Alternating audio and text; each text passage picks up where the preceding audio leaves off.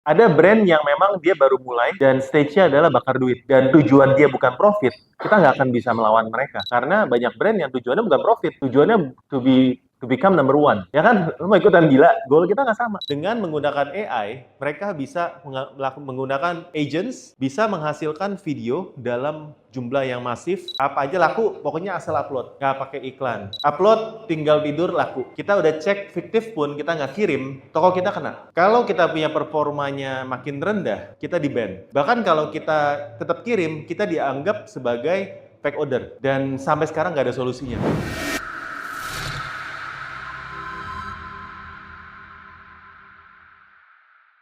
Kenalkan, sekali lagi ya, nama saya Om Botak. Tadi beberapa udah ngiter kenalan, kita sharing dari insight-insight ya. Kalau saya boleh simpulkan dari yang pertanyaan teman-teman di sini, ini kita mungkin mau jawab satu pertanyaan ini secara garis besar ya. Apakah Shopee itu masih worth it di tahun ini, di 2026? Dengan COD yang menggila, terutama kalau di TikTok, itu ada namanya bom COD ya. Jadi barang yang di atas 100.000 dikasih pesanan fiktif, dan sampai sekarang nggak ada solusinya. Bener ya Om ya?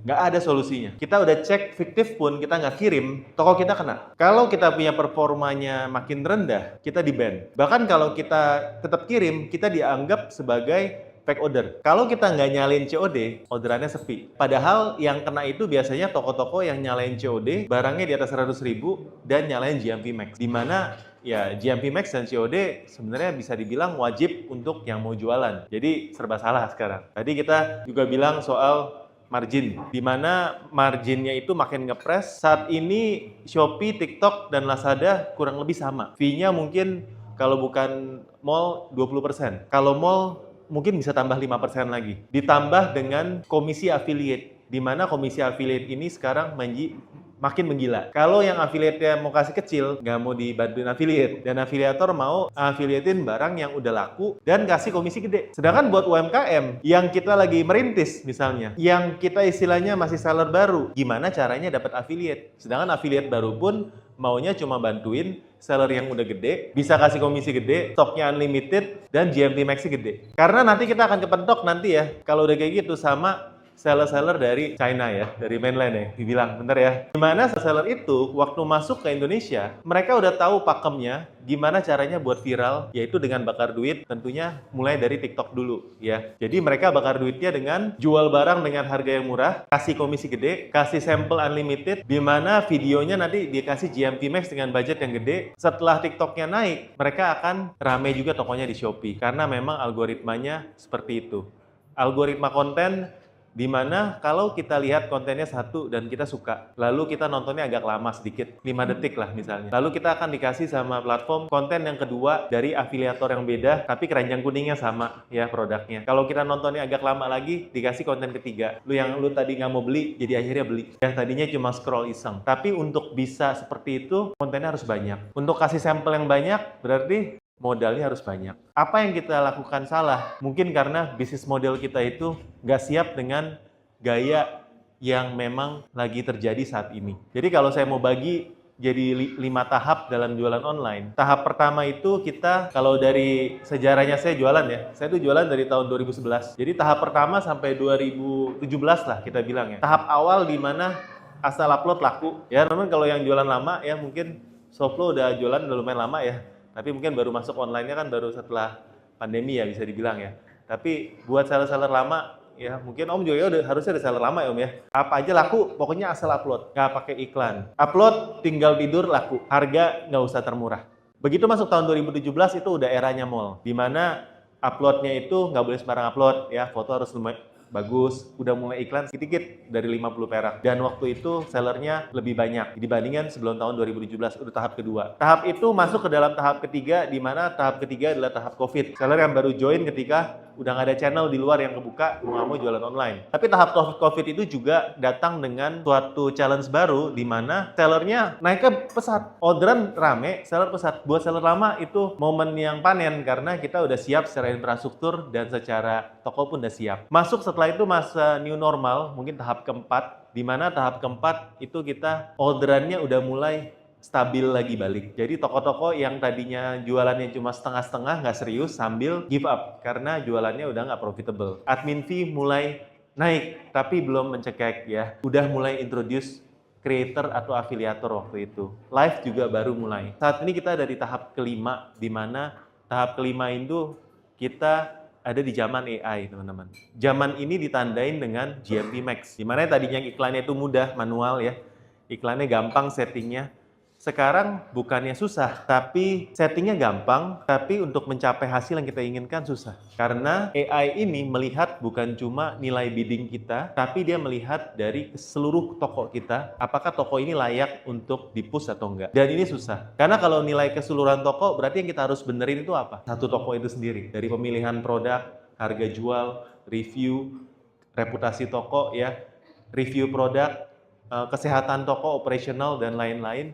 Jadi kita mau bilang Shopee itu atau TikTok atau semua platform ya bahkan Google dan lain semua udah pakai AI untuk GMV iklannya. Nah ini yang membuat teman-teman pusing karena ada shifting apa yang kita lakukan dulu works sekarang udah nggak works lagi. Dan itu yang membuat seller-seller lama itu pusing setengah mati ya karena zaman ini ditandain dengan AI. Kita hari ini ada SVO AI ya. Dan saya rasa ini juga akan menjadi semakin penting karena AI ini yang menandai generasi kita.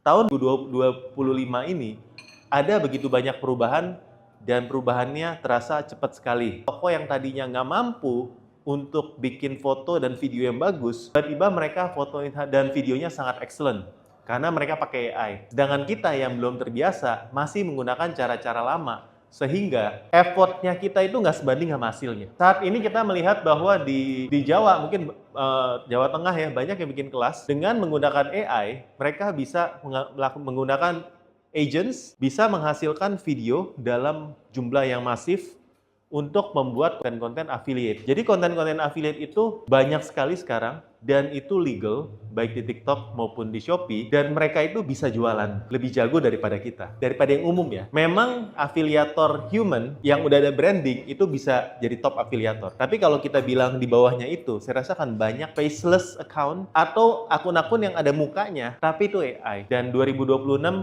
ini teman-teman akan lihat perubahannya lebih masif lagi. Jadi kalau teman-teman berasa ya, tahun lalu berat, percaya tahun ini akan jauh lebih berat daripada tahun lalu. Tapi kalau saya ngobrol dengan teman-teman pebisnis, dengan teman-teman seller yang serius, yang memang mau upgrade dan belajar, tahun ini akan menjadi tahun yang indah. Karena kita melakukan hal yang tepat. Bukan karena kondisi kita nggak bisa mengeluh, ya, kondisi kita nggak bisa pasrah. Tapi buat teman-teman yang memang mau upgrade, apa yang kita lakukan, apa yang works kemarin, belum tentu akan works tahun ini. Nah, ini yang membuat kita harus belajar. Makanya di sini kita ada IDMC, ya, powered by SVO AI. Kita banyak mau belajar dari industri secara keseluruhan. Karena menurut saya saat ini kita fokusin bukan cuma di dashboard iklan doang. Kalau dulu kan asal upload dashboard iklannya kita kencengin ya. Zaman dulu asal import barang yang tepat, belum ada yang jual ya.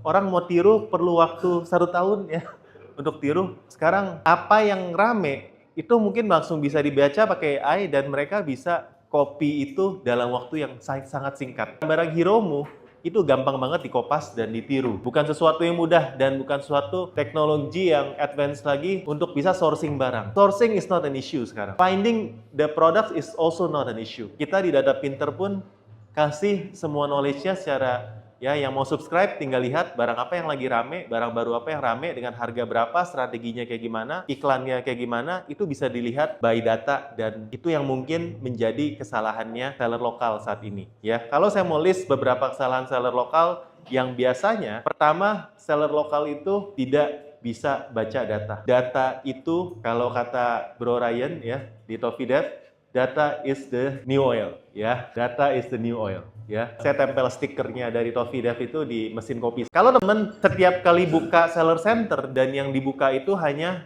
dashboard untuk proses pesanan, and that's it, ya. Kita udah ketinggalan. Karena mereka yang masuk ke Indonesia, mainannya udah sama data. Mereka tahu barang apa yang harus dibawa, mereka tahu gimana cara masuknya dan lain. Dan kita cuma buka dashboard hanya untuk proses pesanan. Saya rasa kita udah 1 step ketinggalan. 5 step ketinggalan. Jadi pelajari data dan tahu apa yang harus dilihat daripada data itu sendiri. Ya, beberapa matriks yang penting mungkin seperti conversion, ya, konversi. Lalu teman-teman juga bisa melihat persentase klik atau CTR-nya. Di iklan pun kita juga melihat ada beberapa matriks seperti ROAS-nya seperti apa, ACOS-nya kalau yang dulu ya, tapi sekarang orang lebih banyak ke ROAS-nya, dan harus tahu apa yang terjadi behind ya, traffic-nya, cara lihatnya seperti apa, dan lain-lain. Dan itu yang akan kita bedah lebih lanjut ya, ketika teman-teman ngikut kelas kita yang lebih advance ya, yang ya buka dashboard dan ada layarnya. Tapi kesempatan kali ini kita ngobrol-ngobrol dulu ya. Nanti kita mudah-mudahan ada kesempatan di IDMC ini juga buat sharing lebih dalam dan buka dashboardnya di sana. Teman-teman, jadi data itu penting dan ini yang sering tidak dianggap penting oleh seller lokal. Karena yang penting laku aja ya, penting bisa proses pesanan. Nah yang kedua yang masih miss adalah kita harus ngitung harga jual dengan benar. Dengan fee yang semakin mahal dan juga kebutuhan buat iklan, kebutuhan buat affiliate, mungkin selama ini bukannya kita nggak mau untuk ngiklan, nggak mau buat affiliate, atau nggak mau buat ikutin segala macam campaign, atau nggak mau buat sebarin sampel. Tapi memang nggak ada budgetnya. Apakah kita jual di harga atau price point yang tepat? Atau yang kedua, apakah kita jual barang yang tepat? Kalau teman-teman main di satu industri yang memang sudah red ocean, mungkin memang dari awal barangmu nggak akan susah bersaing di zamannya sekarang. Unique selling point-mu itu nggak dapet. Walaupun udah di branding, tapi unique selling point itu nggak dapat. Saya dulu jualan payung, di mana saya menjadi seller payung pertama yang jadi Shopee Mall dan jas hujan. Jadi toko mall untuk payung dan jas hujan. Saat ini saya udah nggak jualan payung di online lagi. Tapi saya kasih ke partner saya, karena memang kita punya toko grosir di Pasar Pagi sama Senen. Jadi itu offline-nya masih jalan, tapi online-nya saya serahin ke partner, karena saya merasa barang itu sulit sekali untuk dicari unique selling point-nya. Waktu itu secara branding saya menganggap bahwa ini ada harapan nih. Kita tanya 10 orang nggak ada yang bisa nyebutin merek payungnya. Kecuali merek bank. Mungkin kalau OCBC mau kasih payung itu mereka inget ya, mereknya OCBC ya. Mungkin kalau teman-teman beli payungnya di mana? Biasa di S Hardware kadang-kadang dapat ya. Nggak ada yang bisa nyebutin merek payungnya. Saya pikir ini peluang. Dan kita coba branding. Tapi setelah saya branding, barang yang mungkin udah barang 2000 tahun punya barang, yang orang nggak bisa sebutin brandingnya, ternyata buat nembus brandingnya itu susah banget. Beda sama baju ya mungkin ya, tapi susah banget. Dan saya berasa ya mungkin saya memang lebih suka dagang daripada branding. Akhirnya saya pikir udahlah ya, kita balik dagang aja deh ya. Jadi menurut saya ini adalah era branding ya. Itu mungkin adalah kegagalan yang saya sharing. Akhirnya saya memilih untuk saya lepasin toko itu, saya jualan di beberapa kategori lain aja yang cost of acquisition buat customer-nya itu worth it gitu. Sekarang saya jelasin apa gini. Kenapa payung itu menurut saya nggak worth it? Cost of acquisition-nya tinggi, saya harus ngiklan. Orang beli payung cuma tahun sekali. Belum tentu setahun sekali. Kalau nggak rusak, 3-4 tahun sekali. Orang beli payung bukan karena rusak, tapi karena hilang biasanya. Dan itu membuat cost of acquisition saya tinggi. Ketika dia mau beli lagi, dia nyari lagi. Ketika dia nyari lagi, saya harus keluarin iklan lagi supaya dia ketemu sama toko saya. Karena dia udah lupa. Dan di era sekarang, untuk bisa jual barang yang marginnya tipis, karena kompetitornya banyak, dan repeat ordernya ini kecil, itu secara hitungan bisnis itu nggak make sense. Yang make sense apa? Kalau teman-teman jual, cost of acquisition tinggi, it's okay, asalkan dia repeat order terus selama 2 tahun. Nah, misalnya nih, Om kan jualan My Hobby Town, jualan barang-barang cosplay ya. Kalau memang orang itu belinya cuma Halloween doang, akan sangat berat kalau jualnya tipis. Makanya margin harus tinggi. Tapi kalau dia memang dari komunitas yang setiap bulan akan repeat order karena dia mau tampil lagi, itu jadi worth it. Kalau pakaian bayi juga masih worth it. Jadi coba pikirin, mungkin salahnya itu bukan di barangnya, tapi bisnis modelnya. Di kita melihat kadang-kadang salah itu bukan dari kitanya, tapi dari strategi dari awalnya. Dan itu yang saya bantu sebagai konsultan ke klien. Karena yang memang harus dilihat sekarang bukan cuma dari dashboard iklan, tapi dari ya tadi itu judul produk ya, apakah sekarang harus panjang atau memang pendek seperti dulu. Menurut kita lebih pendek lebih bagus tetap, karena semakin pendek dan memang sesuai ya, itu persentase kliknya makin tinggi. Dan persentase klik atau CTR itu adalah salah satu matriks yang dilihat ketika kita beriklan. Jadi memang harus tetap efisien judulnya. Jangan ada kata spam, jangan ada kata yang memang membuat orang muncul tapi nggak diklik. Nah itu nanti akan membuat iklannya jadi boncos, ya seperti itu. Jadi itu memang balik lagi ya SEO-nya kalau mau dibilang di marketplace. Kalau saya simpulkan 2026 ini akan menjadi tahun yang baik untuk teman-teman yang branding, untuk teman-teman yang memang sudah ada budget di produknya buat iklan, buat memanfaatkan affiliate atau bisa live dengan maksimal. ini akan menjadi tahun yang baik. Ini juga akan menjadi tahun yang baik buat teman-teman yang memang sudah siap untuk terus belajar, bukan cuma ilmu di online-nya. Karena mungkin sekarang kita di online itu nggak ada cuan, tapi cuannya di offline. Jadi buat teman-teman yang offline pikir online enak, malah orang-orang online pikirnya gimana caranya supaya transaksinya bisa di luar online. Maksudnya saya online itu adalah jualan di marketplace. Tapi teman-teman kalau bisa punya web sendiri, ya bisa dari transaksi marketplace bisa dilarin ke WhatsApp, bisa closing langsung, bisa dari sana bisa datang ke toko, bisa belinya di toko, itu kan marginnya masih bersih, masih nggak dapat potongan, dan malah itu cuannya dari sana. Karena kalau secara SEO, ya correct me if I'm wrong ya di sini banyak pakarnya ya. Ketika kita cari kata kuncinya di Google, yang muncul itu kan dari AI summary-nya kan. Di AI summary, kalau memang dari banyak produk ya, SEO-nya marketplace itu sangat bagus dan dia itu langsung ada di satu halaman pertama dikuasai nama SEO marketplace. Jadi kalau teman-teman klik di sana, itu nanti munculnya di Shopee-nya atau di Tokopedia-nya. TikTok tuh nggak seberapa kuat di sana atau di Lazada. Nanti kalau teman-teman nggak ngiklan, nggak akan muncul di atas. Jadi ujung-ujungnya memang harus iklan di marketplace. Karena dari SEO nanti lari ke sana. SEO sekarang juga udah ganti, udah bukan cuma di Google, tapi habitnya sekarang udah langsung di marketplace-nya. Jadi teman-teman harus kuasai kata kuncinya dengan iklan toko juga, kuasain dari videonya, karena sekarang kalau kita cari kata kuncinya, videonya pun akan muncul, ya. Di TikTok juga harus kuasain kata kuncinya, di mana konten-konten affiliate dan video produk kita juga akan muncul kalau memang dicari. Jadi di semua platform, bahkan YouTube dan lainnya, teman-teman harus bisa kuasain, karena itu memang yang ya game of that attention sekarang. Semakin banyak teman-teman bisa muncul, akan bisa dibeli sama orang, ya kurang lebih seperti itu. Jadi ini akan menjadi tahun yang baik kalau teman-teman bisa kuasain SEO-nya. Ini juga akan menjadi tahun yang baik kalau teman-teman siap beradaptasi dan bisa menggunakan AI dalam bekerja. AI-nya seperti apa? Yang paling simple pastinya dari foto, ya, dari video, dari deskripsi, judul. Harap berhati-hati karena AI-nya masih sering ngaco, ya. Kita masih harus paham formulanya seperti apa yang bagus, baru bisa menerapkan judul yang bagus. Ya, tapi satu hal, ini akan menjadi tahun yang baik buat teman-teman yang iklan. Karena saya percaya kalau teman-teman nggak ngiklan saat ini, kita nggak makan. Nggak dikasih traffic sama sekali. Ibaratnya kalau kita misalnya jualan di pasar ya, teman-teman yang iklan itu adalah teman-teman yang dikasih di pintu depan, pintu masuk ya. Kalau nggak ngiklan, mau dicari pun saat ini, susah banget tuh ketemu. Kecuali dia udah tahu bener brand kita apa, baru mungkin dicari. Kalau dia cari kata-kata yang umum, itu susah ketemunya. Kalau kita nggak famous, nggak ngiklan. Karena sekarang semua yang ada di atas, mostly itu semua yang iklan. Dulu itu masih ada kotak abu-abu tulisannya ads. Sekarang udah nggak ada. Jadi saya bisa pastikan semuanya ngiklan. Yang perlu dibangun adalah brand pasukan affiliate yang memang bisa membantu teman-teman dalam nge-boost ya dan membantu konversinya. Ya kurang lebih kayak gitu. Jadi kalau kesimpulannya masih worth it nggak? Menurut saya yes. Ya. Tapi cara main aja yang beda.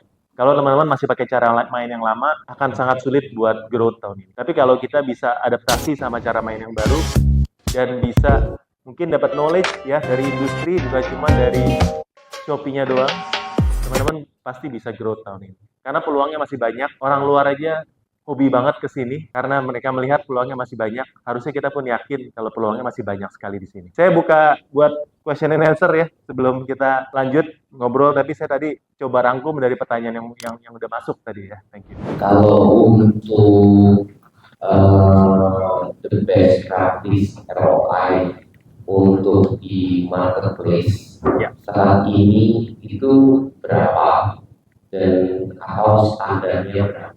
Buat kita juga ada patokan. Maksudnya kita mau kerja kita ini udah benar apa sudah?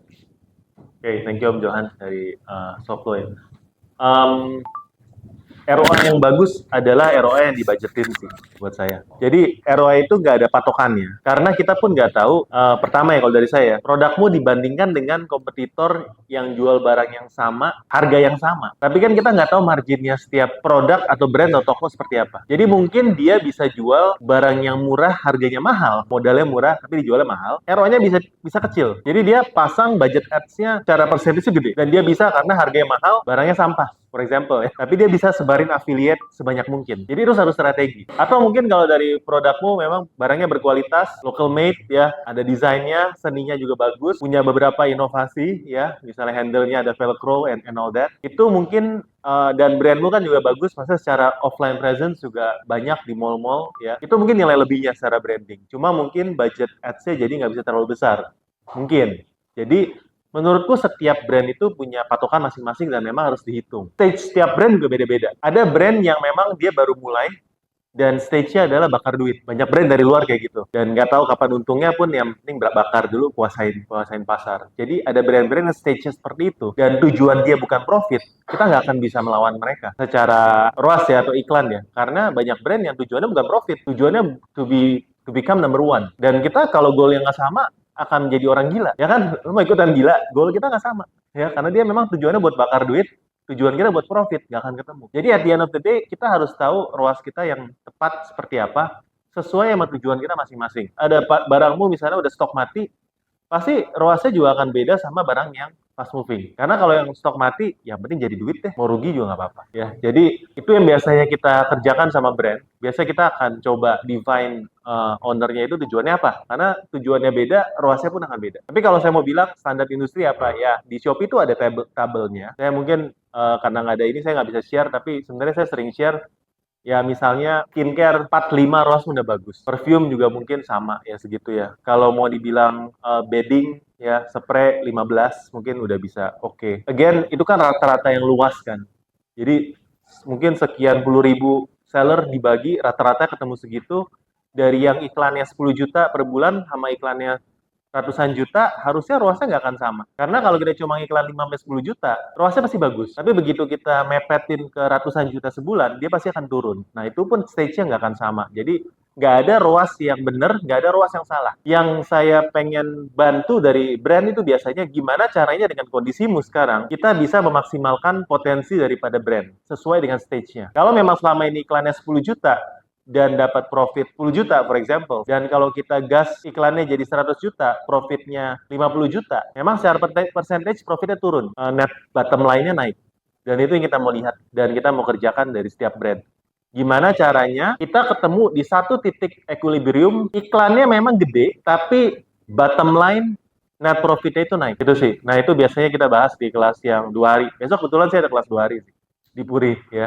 Jadi kita benar-benar bedah dashboard dan bedah mindset sih. Kalau kita lebih mindset. Karena memang iklannya nggak susah. Kita di Shopee, saya sebagai orang yang selalu ngomongin soal iklan, kita di Shopee itu nggak pernah nyari iklan yang paling irit. Kita nggak adu irit. Kita carinya sebagai bisnis, gimana kita ketemu titik di mana iklan kita maksimal dan bottom line kita paling sehat. It's okay, iklannya 1M 1 bulan, tapi bottom line-nya maksimalnya paling gede di sana. Kesannya kita kasih platform tuh gede banget ya iklannya. Tapi that's the game now ya. Bukan kita ngadu ngirit sih, that's the game di semua platform ya. Kalau memang mau fokus ya, tapi kalau cuma asal ada doang ya nggak usah ya. Kalau mau asal ada doang ya nggak apa-apa ya, sayang gitu. Sekalian mau nanya, kalau misalnya TikTok itu kan kayaknya kita di-push untuk buat video Ya, dan GMV match-nya TikTok itu kan kayaknya untuk nge-push video tersebut. ya. Kalau Shopee bagaimana? Apakah sama atau sebenarnya bagus-bagusan foto, bagus-bagusan price dan segala macamnya itu lebih menguntungkan di Shopee? Mungkin kita perlu bedain antara dua platform ya. TikTok is a social media. Jadi kalaupun dia ada bisa belanja di sana, ini sebenarnya kita udah bisa bilang ya funnelingnya sekarang tuh hebat banget ya. Dimana orang bisa storytelling, bilang guys gue ketemu nih, ya kemarin gue baru ketemu baju ini enak banget, ada mau dipakai, kalau mau beli klik keranjang di bawah. Jadi dari storytelling bisa langsung belanja dalam satu video, di mana kalau sebelumnya kan orang kalau ngiklan di IG ya, iklan di mana orang belum belinya nanti di toko ya kan. Jadi sekarang memang dibuat sangat streamline, dari orang nggak kenal jadi kenal langsung beli dalam satu ini, karena dia memang adalah social media ya. Kalau Shopee, yes Shopee itu punya live, punya video sama kayak di TikTok ya. Tapi Shopee is not a social media lah ya. Kalau mau dibilang, Shopee itu adalah ya Shopee is a marketplace, tempat orang ketemu cari produk yang mereka udah have in mind buat cari di Shopee. Ya, jadi sebenarnya algorithm and how they works and the go-to market is different. Jadi kalau mau bilang gimana, kita sebagai agency, ketika kita develop satu brand di TikTok, itu lu nggak perlu lari kemana-mana, di TikTok doang udah bisa gede. Karena TikTok is a social media, jadi bisa promoin, langsung beli di sana, tanpa menggunakan Meta, tanpa menggunakan Shopee, bisa gede langsung di TikTok. Tapi beda sama Shopee. Karena Shopee is not a social media, apa yang kita lakukan di sana itu sangat bergantung sama keyword atau pasar yang ada di dalam Shopee. Dan pasar yang ada di Shopee, saya rasa kalau ngomongin pasarnya, itu lebih kecil daripada pasar di Facebook, di Instagram, atau di TikTok. Karena di sana kan pasarnya orang yang mau belanja ya, yang memang udah panas ya, udah kolamnya udah ready to buy lah ya. Jadi pasti habitnya beda. Yes, mereka punya live, punya video, cuma menurut saya keefektivitasannya dibandingin sama TikTok beda. TikTok dari nggak kenal jadi kenal mau beli. Kalau Shopee yang udah mau beli walaupun belum tahu brandnya, dia cari kata kuncinya atau ketemu di videonya itu beli. Jadi lebih nggak se-cold daripada TikTok, udah warm. Makanya saat ini kita nggak bisa pisahin antara Shopee sama TikTok ya karena dua-duanya itu satu sebagai social media, terus belinya di Shopee gitu. Sebenarnya sih seperti itu. Tapi kalau kita cuma kuat dari Shopee, bisa nggak? Bisa. Barang-barang yang memang barang umum, barang-barang yang memang dibandingkan dengan kompetitormu, market share-mu masih kecil, jadi masih bisa kita gas di Shopee, masih bisa. Ya tentunya lebih murah di Shopee dan lebih profitable di Shopee daripada di TikTok saat ini. Karena biaya berjualan di TikTok lebih besar daripada di Shopee. Makanya seller-seller dari luar masuk ke TikTok dulu, baru spill over ke Shopee. Berarti kalau misalnya di TikTok itu mungkin orang-orang fokusnya berarti membuat video, sedangkan kalau di Shopee berarti memperbaiki produk, memperbaiki toko itu menjadi utamanya berarti. Ya, benar. Tapi kalau kita ngomongin itu Shopee itu kan sebenarnya adalah salah satu marketplace yang kerjasama itu banyak banget. Kalau kita ngomongin social media selain TikTok atau bahkan TikTok, Shopee kerjasama dengan semuanya. Facebook ya, Mama Facebook Pro semua linknya ke Shopee. YouTube Shopping is Shopee. Instagram Shopping, Shopee. Shopback, ya whatever it is, hampir semua kerjasama ke Shopee sih. Jadi dia akan tarik dari semua channel untuk masuk. Karena dia tahu mungkin kelemahannya dia bukan social media, dia bekerja sama dengan yang lain. Dan social media kan memang selain TikTok masih banyak ya. Masing-masing punya strength and weakness lah. Shopee video juga bagus kok. Kalau dari yang nama produk, berarti kan katanya sekarang bikinnya efisien. Ya. Kalau sekarang sih saya posting itu biasanya nama produk itu panjang-panjang gitu. Jadi kayak Ya. semua keyword terus mau masukin. Kalau Ya. bisa nama karakter misalnya di Naruto tuh disebut Naruto Sasuke. Ya. Apakah itu lebih baik nggak usah? Dan juga saya juga ngeliat beberapa shop tuh dia tulis nama tokonya itu di depan ya. Ya. Mungkin dari China ya. Banyak juga tuh kayak misalnya depannya tuh kalau misalnya saya mau main kita, jadi saya mau main kita ya Naruto. Apakah itu akan works juga? Requirement buat mall sebenarnya minta nama toko kita di depan. Itu makanya kalau teman-teman dari Star jadi mall disuruh ngerubah, itu akan ngerubah semua algoritma, toko jadi reset. Can be good, can be bad lah ya, maksudnya seperti itu. Nah, it depends sebenarnya. Kalau tokomu famous di depan boleh, tapi kalau tokomu di famous better paling belakang. Yang kedua tergantung dari barang. Setiap kata kunci itu kan ada yang cari banyak, ada yang cari dikit. Ya walaupun sama-sama dalam Naruto, tapi dia kan ada yang lebih famous, ada yang enggak. Saya sih biasanya pakai yang paling famous aja. Sebetulnya aku cuma mau share POV dari aku aja. Oh iya, kalau gitu berdiri sini, saya duduk. Saya dengerin. Oh, enggak, soalnya aku juga mesti belajar dari Om Botak juga Nggak mengenai apa-apa, kita marketplace. sharing.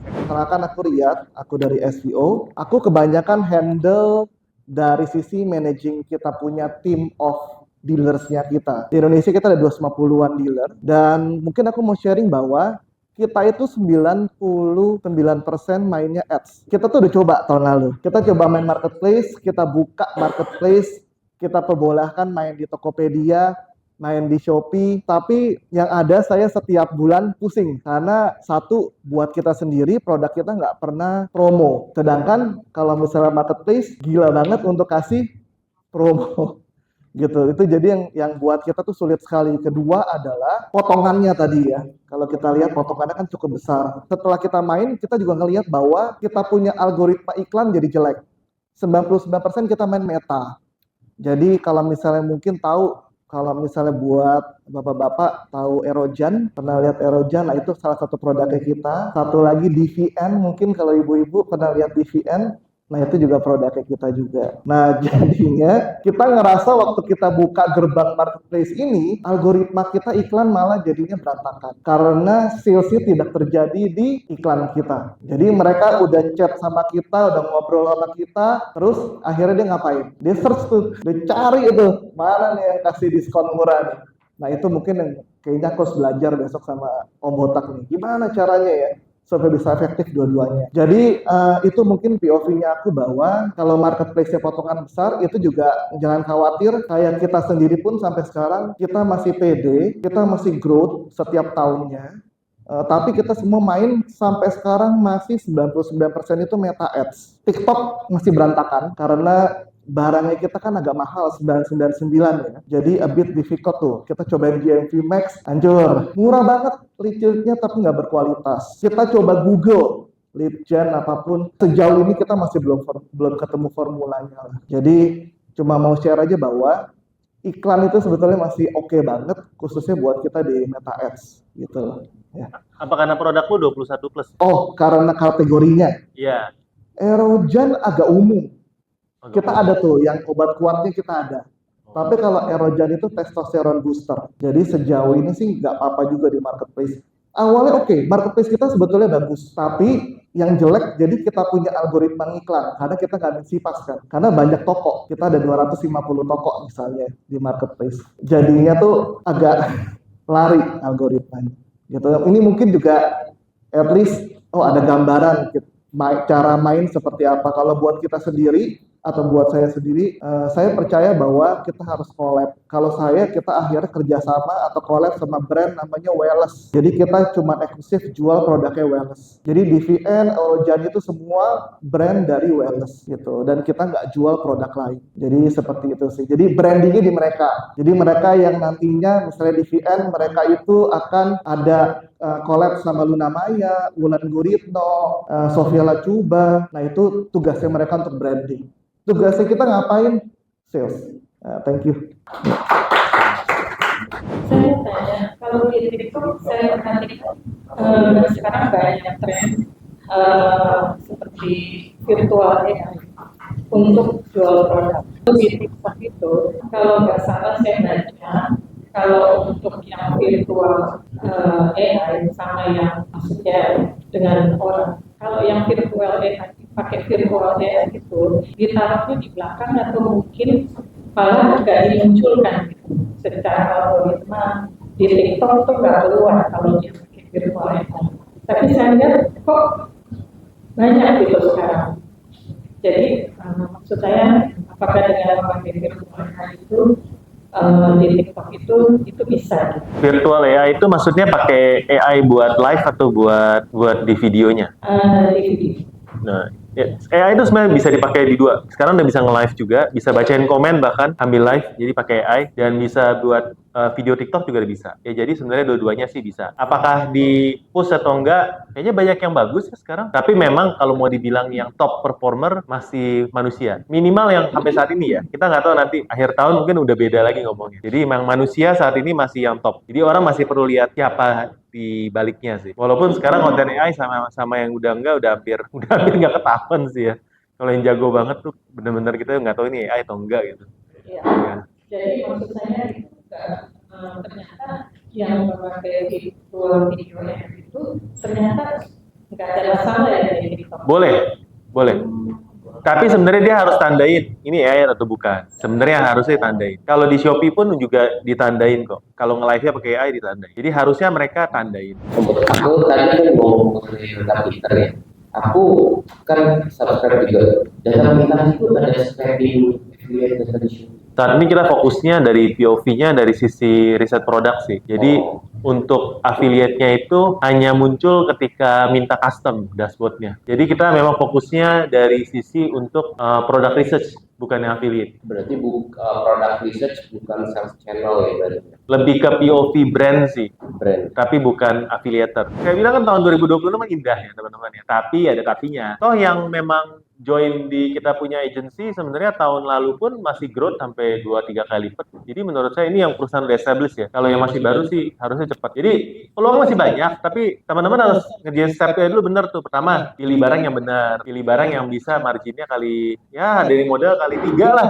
Paling enak ya, kali 2, kali 3, 2,5 kali 3 lah. Ya bisa kali lebih banyak lagi, lebih bagus lagi. Yang kedua tadi ya, iklan, pakai affiliate, ya semuanya dibenerin, ya, terus kontennya dibagusin, brandingnya dibagusin, masih banyak banget peluang. Ya, percaya masih banyak banget peluang. Kita yang tahu lah go to market sama selera lokal lu kayak gimana, teman-teman pede lah dengan ini. Dan apalagi teman-teman kita kan di sini for the long run ya, bukan bisnis, bukan cuma buat asal nyoba-nyoba doang ya. Offline-nya dibagusin, customer service dibagusin dan lain-lain. Menurut saya masih banyak banget peluang. Shopee itu kan hanya media ya, Ya, media. strateginya, pricingnya itu paling ke Kayak saya jualan bubble lakban ya, di Shopee-nya tuh hampir nggak ada untungnya guys. Dan memang saya sengaja mepetin supaya sama kompetitor. Tapi ketika orang udah kenal dan mereka tahu, saya kan tokonya di sini kan, di Gading Serpong. Mereka datang, belanja langsung. Itu belanja enak kan, nggak ada potongan. Mau kasih diskon 10% juga kita siap, bahkan lebih. Ya potongan Shopee berapa? 20 pas iklan, 30. Mereka belanja di offline, bersih. Dan itu memang kita sengaja, yang penting kita ramein dulu, tebar kartu nama ya. Kita punya istilahnya CRM-nya dikuatin, pastinya kita bisa kok. Ya, cuma memang nggak bisa untung di depan yang gede. Saya murahin offline. Saya mau murah-murahin kayak kompetitor. Tuh disclaimer dulu ya, harga saya emang murah sebenarnya. Tapi di kompetitor juga saya bisa lebih murah dan tetap saya bisa ngambil marginnya ya minimal 20%, 30% udah pasti bisa. Teman pikir kayak gitu. Pokoknya cara jualan tuh bukan cuma satu sebenarnya. Untung bukan cuma dari satu tempat. Teman-teman harus kombinasiin semuanya itu. Makanya kita harus sering-sering datang ke acara gini yang ngobrol sama teman-teman lain, mungkin dapat insight dari apa yang mereka lakukan, yang kita selama ini fokusnya cuma cara ini doang ya. Ya sebagai consultant sebenarnya itu yang saya bantu gitu. Saya nggak bantu teman-teman di produksinya, oh misalnya saya ajarin nih cara konveksi ini, enggak, tapi sebenarnya banyak POV, banyak pemanfaatan. Misalnya nih teman-teman nih, namanya jualan nggak pernah pakai omnichannel, menghemat biaya loh, bukannya nambah biaya per bulan, malah menghemat, bisa hemat 1-2 orang karena pakai omnichannel. Saya juga kenalin tools misalnya dari CRM tools, itu menghemat biaya marketing dan menghemat biaya dan menaikkan sales tanpa kita keluarin biaya yang banyak. Jadi banyak sekali cara buat kita tambah. Cuma mungkin teman-teman belum tahu lobangnya di mana aja. Tapi menurut saya sekali lagi kerjaannya itu ketemu dengan seller setiap hari. Banyak banget cara yang bisa dilakukan dan ya mungkin teman-teman nggak coba. Ya kemarin saya ketemu sama, kita ada komunitas botakers ya, yang teman-teman yang ikut kelas sama private mentoring. Ada satu brand dari Semarang namanya Mama Soul, baru buka di sini di GS nih, di Ruko sini. Dia itu nggak pernah, udah mentok. Misalnya dia bilang, teman-teman nonton di YouTube Cerita Om Botak, udah mentok di Metanya, mentok di Shopee-nya dan lain-lain. Bilang, Om coba apa lagi ya? Yang belum kamu coba apa? KOL marketing ya. Teman-teman kalau sering dengar kan orang bilang KOL marketing is dead ya sekarang ya. Sekarang orang pakainya affiliate ya segala macam ya, KOL udah nggak guna. Tapi ternyata ya jangan dengerin orang sampai kalian tuh coba. Dia pakai KOL dan ROAS-nya bagus banget. Every brand has their own story ya, has their own, harus coba sih menurut saya. Nah, itu yang biasa saya bisa bantu untuk cari titik lemahnya, dan mungkin ini kalau kamu belum coba. Ya, jelek Om, kata siapa?